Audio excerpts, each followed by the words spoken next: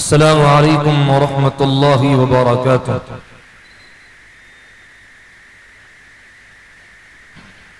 الحمد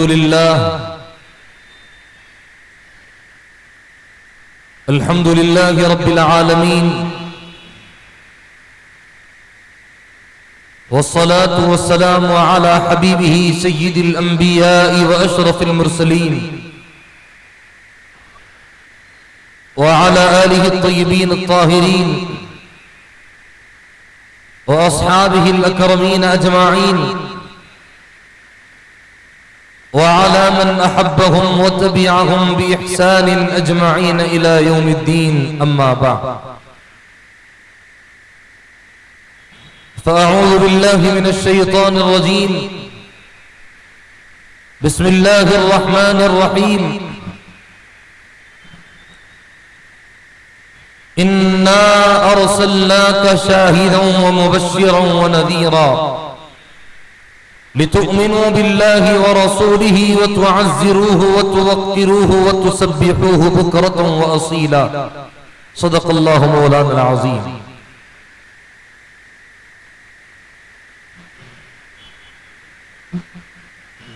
بزرگان محترم مکرم حاضرین و سامعین کرام،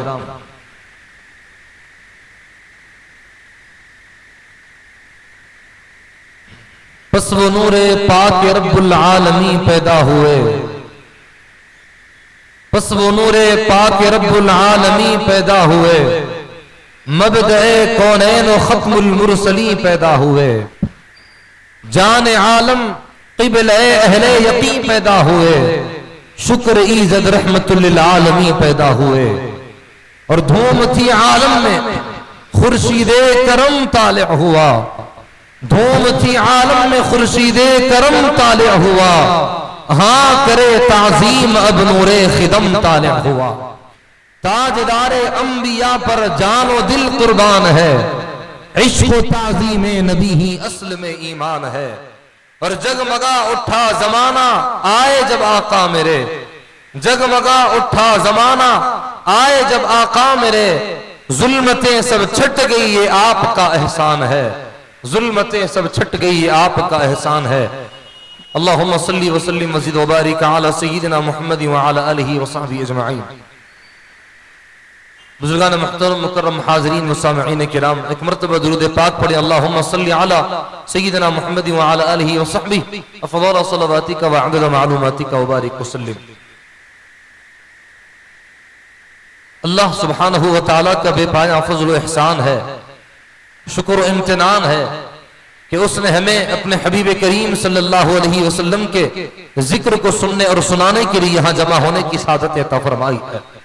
حاضرین محترم، نبی کریم علیہ السلام کا ذکر سننا اور سنانا یہ ایک ایسا عمل ہے کہ خود حبیب پاک علیہ السلام فرماتے ہیں، ذکر الانبیاء من العبادہ وذکر الصالحین کفارۃ الذنوب۔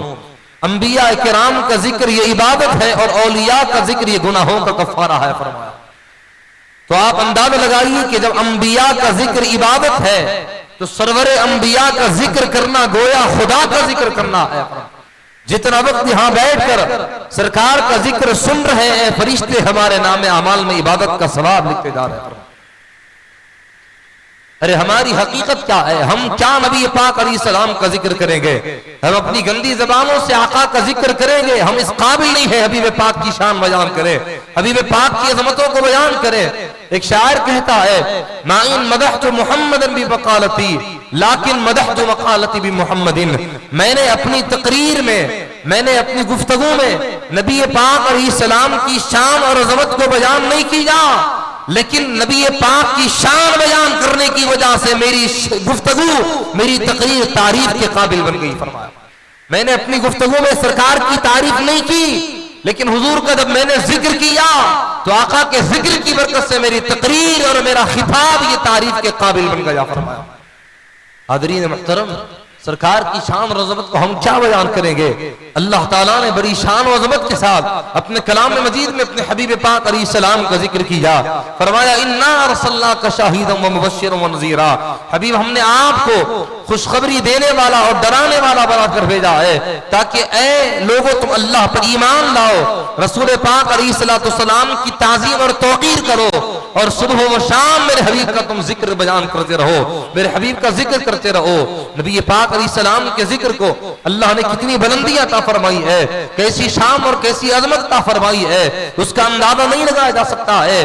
حبیب کریم علیہ الصلوۃ والسلام کی خدمت میں رہنے والے وہ صحابہ کرام جنہوں نے نبی پاک علیہ السلام کے نام پر اپنی جان کو قربان کر دیا، اپنے مال و متاع کو قربان کر دیا، اپنی اولاد کو قربان کر دیا، وہ صحابہ کرام کے دلوں میں نبی پاک علیہ السلام کی کیسی محبت تھی، کیا محبت اور کیا چاہت تھی۔ نبی پاک علیہ السلام کو دیکھنا ان کی زندگی کا مقصد تھا، صبح و شام نبی پاک علیہ السلام کو دیکھا کرتے تھے، وہ نظر اٹھاتے حبیب پاک کا چہرہ ان کی نگاہوں کے سامنے ہوتا۔ ایک صحابی حبیب پاک کی بارگاہ میں آئے اور وہ عشق ان کا تھا، وہ جنونی کیفیت ان کی تھی کہ پلک جھپکتے بھی نہیں تھے، نظر جما کر نبی پاک علیہ السلام کو دیکھا کرتے تھے، حبیب پاک علیہ السلام کو دیکھتے جاتے اور روتے جاتے، دیکھتے جاتے اور روتے جاتے۔ نبی پاک علیہ السلام نے ایک مرتبہ ان کو اپنے قریب بلا کر فرمایا کہ میرے صحابی کیا حال ہے، تمہاری کیا کیفیت ہے کہ تم آتے ہو صبح اور شام میری بارگاہ میں اور مجھ کو دیکھتے ہی رہتے ہو، تم پلک جھپکنے بھی نہیں دیتے، نظر جما کر مجھے دیکھا کرتے ہو، بات کیا ہے؟ کہنے لگے حضور میں آپ کی بارگاہ میں آپ کا دیدار کرنے کے لیے آیا ہوں، آپ کے چہرے کا دیدار کرنے کے لیے آیا ہوں، میری زندگی کا مقصد حضور آپ کا دیدار ہے، میری شام میری صبح آپ کے دیدار سے ہوتی ہے، یا رسول اللہ میں آپ کا دیدار کرنے کے لیے یہاں پر آیا ہوں، پلک جھپکتا بھی نہیں ہوں، نظر جما کر آپ کو دیکھتا ہوں۔ آقا پوچھتے ہیں کہ پلک جھپکتے بھی نہیں، بغیر پلک کو جھپکے کے مجھ کو دیکھتے ہو، کیا بات ہے؟ کہا کہ حضور میں یہ بات گوارا نہیں کرتا کہ پلک جھپکنے تک جتنا وقت ہوتا ہے اتنا وقت آپ کے دیدار سے محروم ہو جاؤں گا، اس لیے آنکھ کھلی رکھتا ہوں، پلک جھپکتا بھی نہیں، نظر جما کر حضور آپ کے چہرے کا دیدار کر لیا کرتا ہوں۔ صحابہ کرام کا یہ عشق تھا اور یہ ان کی محبت تھی۔ صبح و شام نبی پاک علیہ السلام کا دیدار کیا کرتے تھے۔ صدیق اکبر سے پوچھا گیا کہ آپ کے پاس سب سے محبوب اور پسندیدہ عمل کون سا ہے؟ انہوں نے کہا یا رسول اللہ صلی اللہ علیہ وسلم آپ کے چہرے کو دیکھنا اور آپ کی صحبت میں بیٹھنا سارے اعمال میں سب سے زیادہ پسندیدہ یہی عمل مجھے ہے۔ نبی پاک علیہ السلام کی خدمت میں رہنے والے یہ صحابہ کرام کہ جن کو حبیب پاک علیہ السلام سے عشق تھی، حبیب پاک سے عشق تھا، حبیب پاک سے جو محبت تھی، جو چاہت تھی، صحابہ کرام کو اپنے ایمان اور صحابہ کرام کو اپنے اعمال پر، اپنی عبادتوں پر ناز نہیں تھا، بلکہ حبیب پاک کی نسبت پر انہیں ناز تھا۔ نبی پاک علیہ السلام کی نسبت پر صحابہ کرام ناز کیا کرتے تھے، فخر کیا کرتے تھے، اور یہی نسبت حبیب پاک علیہ السلام کی یقیناً ہمیں دنیا و آخرت میں کامیاب کرے گی۔ حاضرین محترم، ایک صحابی کا واقعہ میں بتا رہا ہوں کہ ایک صحابی بھولے بھالے صحابی تھے۔ نبی پاک علیہ السلام کی بارگاہ میں توجہ کے ساتھ میری گفتگو سماعت کیجیے گا، بس میں کچھ ہی دیر میں اپنی گفتگو کو ختم کروں گا۔ غفر حبیب پاک علیہ السلام کی شان اور عظمت بیان کی جائے گی، نعت پاک کا اہتمام کیا جائے گا۔ صحابہ کرام کو حبیب پاک سے جو محبت تھی، آپ اندازہ لگائی کہ کس طرح حبیب پاک سے صحابہ کرام نے محبت کے رشتے کو قائم رکھا۔ ایک صحابی حبیب پاک کی بارگاہ میں آیا، آ کر کہنے لگے یا رسول اللہ صلی اللہ علیہ وسلم متی تقوم الساعہ، قیامت کب قائم ہوگی؟ نبی پاک علیہ السلام کی بارگاہ میں آ کر یہ کہنے لگے کہ حضور قیامت کب قائم ہوگی؟ متی تقوم الساعہ، یقیناً قیامت کا آنا برحق ہے، اس پر ہمارا ایمان ہے کہ قیامت کا آنا برحق ہے، اس پر ہمارا ایمان ہے، اور قرآن مجید میں اللہ نے بتایا ہے قیامت پر ایمان لانا یہ لازم اور ضروری ہے، یقینی ہے قیامت کا آنا، لیکن اللہ پاک نے چند چیزوں کو چھپا کر رکھا ہے، انہی چیزوں میں قیامت کے آنے کا جو وقت ہے اللہ سبحانہ و تعالیٰ نے اس کو چھپا کر رکھا ہے، اس کو صیغہ راز میں اللہ پاک نے رکھا ہے۔ قیامت کے آنے کا علم یہ اللہ اور اس کے رسول پاک علیہ الصلوۃ والسلام کو ہے کہ متی تقوم الساعہ. وہ صحابی نے سوال کیا کہ حضور قیامت کب قائم ہوگی؟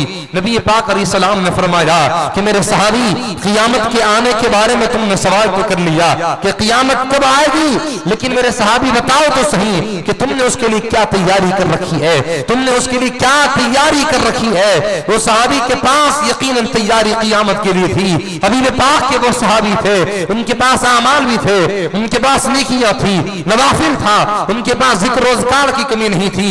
نبی پاک علیہ السلام نے پوچھا کہ تم نے قیامت کے لیے کیا تیاری کر رکھی ہے؟ انہوں نے جواب دیا حضور اس کے سوا کوئی اور میں نے تیاری نہیں کی ہے کہ میں آپ سے محبت رکھتا ہوں، میں آپ سے محبت کرتا ہوں، بس یہی ہے میرے لیے سرمایہ. قیامت کی تیاری کے بارے میں حضور آپ پوچھتے ہیں تو مجھے آپ سے محبت ہے، بس یہی میری قیامت کی تیاری ہے. نبی پاک علیہ السلام نے فرمایا میرے صحابی، کیا وہ صحابی کے پاس اعمال نہیں تھے؟ انہوں نے اپنی نمازوں کا حوالہ نہیں دیا. انہوں نے یہ نہیں کہا کہ حضور میں نے نمازیں پڑھ رکھی ہے، میں نے روزے رکھے ہیں، میں نے قرآن کی تلاوت کی ہے، میں نے نوافل کا اہتمام کیا ہے، میرے پاس سارے اعمال موجود ہیں، اعمال کا ذخیرہ میرے پاس ہے، میرے پاس نمازوں کا ذخیرہ ہے، میرے پاس صدقہ و خیرات ہے، سب ان کے پاس موجود تھا. لیکن آقا نے جب پوچھا کہ قیامت کے لیے کیا تیاری کر رکھی ہے تو وہ صحابی نے اپنے عمل کا حوالہ نہیں دیا، اپنی نمازوں کا حوالہ نہیں دیا، اپنی عبادتوں کا حوالہ نہیں دیا. انہوں نے کہا کہ حضور میں نے قیامت کے لیے اگر تیاری کی ہے تو میں آپ سے محبت کرتا ہوں، مجھے آپ سے محبت ہے، مجھے آپ سے پیار ہے، مجھے آپ سے عشق ہے. نبی پاک علیہ السلام نے فرمایا جب بات ایسی ہے تو سنو، المرء مع من احب، آدمی سب قیامت میں اسی کے ساتھ ہوگا جس سے اس کو سب سے زیادہ محبت ہوگی. حضرت انس بن مالک فرماتے ہیں کہ سرکار دو عالم علیہ السلام نے یہ فرمایا کہ قیامت میں اگر کوئی کسی سے محبت کرتا ہے تو اس کا حشر اسی کے ساتھ ہوگا. جب آقا کی زبان سے ہم نے یہ نعرہ سنا، یہ ہم نے بشارت سنی تو فرماتے خدا کی قسم زندگی میں کبھی ہمیں کسی عمل پر اتنی خوشی نہ ہوئی جتنی سرکار کے اس فرمان پر ہوئی کہ آقا نے فرمایا کہ اگر تم کو مجھ سے محبت ہے تو یقیناً قیامت میں تمہارا حشر میرے ساتھ ہوگا. صحابہ کرام کو اپنی عبادتوں پر ناز نہیں تھا، حبیب پاک کی نسبت پر ناز تھا. نہ طاعت پر نہ زہد و اتقاء پر ہے، ہمارا ناز جو کچھ ہے محمد مصطفیٰ پر ہے، محمد مصطفیٰ پر ہے صلی اللہ علیہ وسلم. حاضرین یہ عشق، یہ محبت صحابہ کرام کو تھی. نبی کریم علیہ السلام کی بارگاہ میں صحابہ کرام جب بھی موقع ملتا حبیب پاک علیہ السلام سے لوٹ لیا کرتے تھے. کبھی جنت کا سوال، کبھی جنت میں سرکار کی خدمت کا سوال. ایک صحابی حضرت ربیعہ رضی اللہ عنہ، یہ وہ صحابی ہے کہ جنہیں نبی پاک علیہ السلام کی خدمت کا شرف حاصل ہوا ہے. تہجد کے وقت حبیب پاک جب اٹھتے تو وضو کا پانی آقا کے لیے پیش کیا کرتے تھے. سرکار دو عالم علیہ السلام کی نالے پاک کو سیدھا کر کے رکھا کرتے تھے، مصلی بچھایا کرتے تھے. یہ وہ صحابی تھے کہ جنہیں نبی پاک کی خدمت کا موقع ملا. ایسے وقت میں جب سب سوتے ہیں حبیب پاک کے لیے اٹھ جایا کرتے تھے، سرکار کی خدمت کیا کرتے تھے.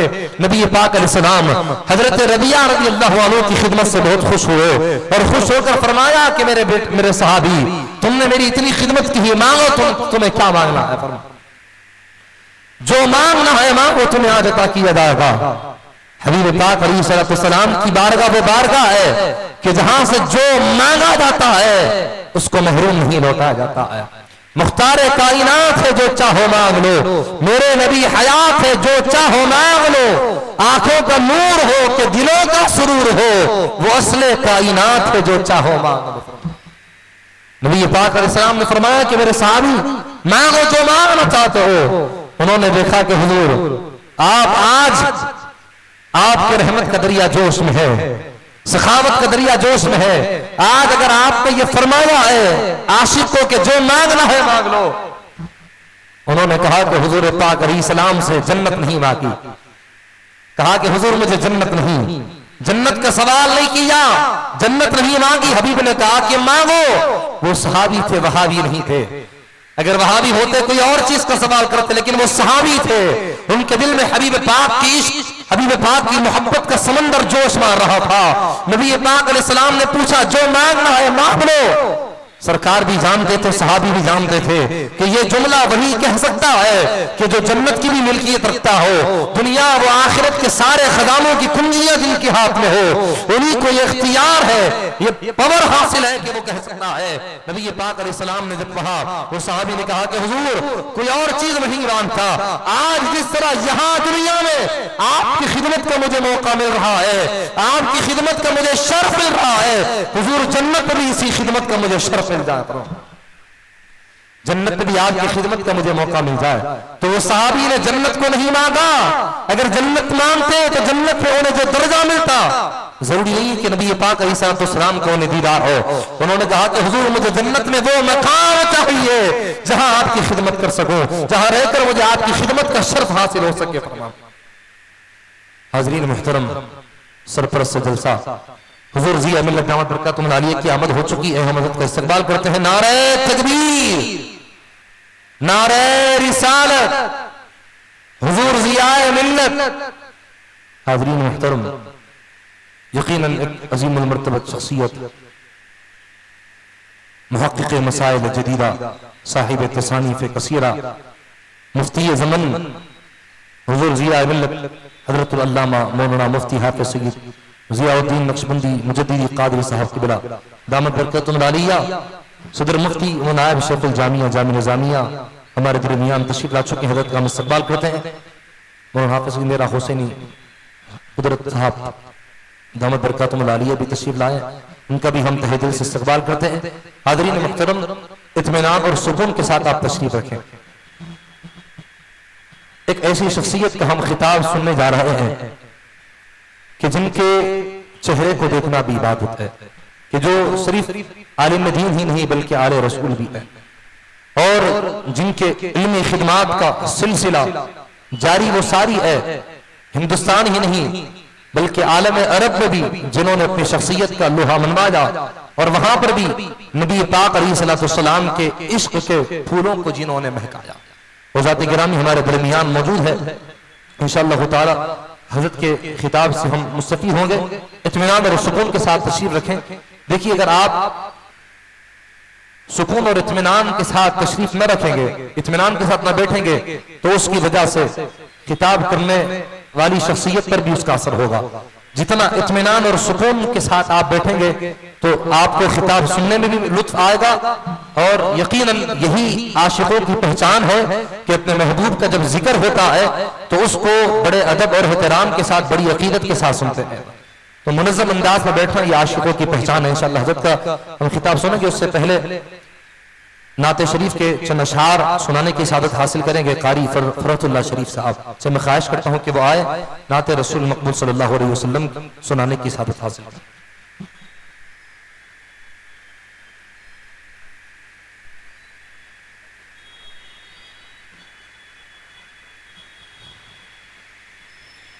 السلام علیکم ورحمۃ اللہ وبرکاتہ۔ ان اللہ و ملائکتہ یصلون علی النبی یا ایھا الذین آمنوا صلوا علیہ وسلموا تسلیما۔ اللهم صل علی سیدنا محمد وعلی آل سیدنا محمد وبارک وسلم۔ کرم آج بالائے بام آ گیا ہے، کرم آج بالائے، کرم آج بالائے بام آ گیا ہے، زبان پر محمد کا نام آ گیا ہے، زبان پر محمد کا نام آ گیا ہے، کرم آج بالائے، اور مجھے مل گئی دونوں عالم کی شاہی، مجھے مل گئی دونوں شاہی میرا ان کے منگتوں میں نام آ گیا ہے، میرا ان کے منگتوں میں نام آ گیا ہے، کرم آج والا ہے، مزہ جب لے سرکار محشر میں کہہ دے، مزہ جب لے سرکار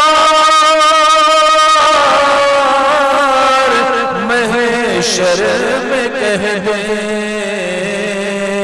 وہ دیکھو ہمارا غلام آ گیا ہے، وہ دیکھو ہمارا غلام آ گیا ہے، کرم آج والا ہے، مزہ جب ہے سرکار محشر میں کہہ دے، وہ دیکھو ہمارا غلام آ گیا ہے، کرم آج والا ہے، اور درودوں کی بارش ہو کونوں مکان پر، درودوں کی بارش ہو کونوں مکان پر، کہ آج انبیاء کا امام آ گیا ہے، کہ آج انبیاء کا امام آ گیا ہے، کرم آج والا ہے، چراغ ہوئے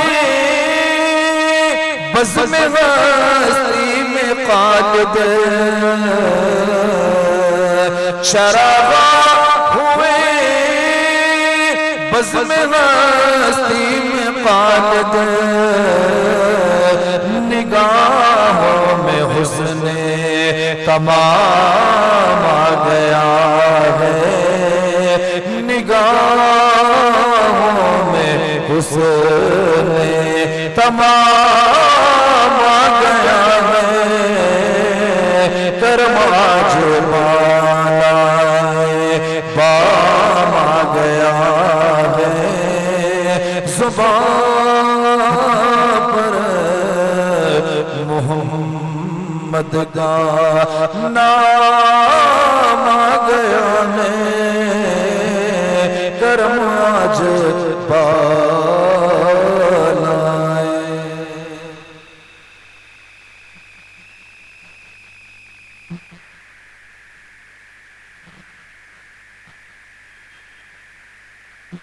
حاضرین محترم، عنات رسول مقبول صلی اللہ علیہ وسلم سنانے کی سعادت حاصل کر رہے تھے۔ انشاءاللہ تعالی حضور ضیاء ملت دامت برکاتہ العالیہ کی بھی آمد ہو چکی ہے، حضرت کا بھی انشاءاللہ تعالی بصیرت افروز کتاب سماعت کریں گے۔ ہمارے درمیان علماء کرام اور مشائخین کرام کی آمد ہوئی ہے، استقبال کرتے ہیں بالخصوص حضرت مولانا سید میرا حسینی قدرت پاشا قادری قدرتی صاحب مدظ اللہ العالی، جانشین حضرت پیر قدرت اللہ شاہ قادری رحمت اللہ علیہ، تہہ دل سے استقبال کرتے ہیں۔ حضور ضیاء ملت دامت برکاتہ العالیہ کا خطاب شروع ہونے والا ہے، آپ حضرات اطمینان اور سکون کے ساتھ تشریف رکھیں۔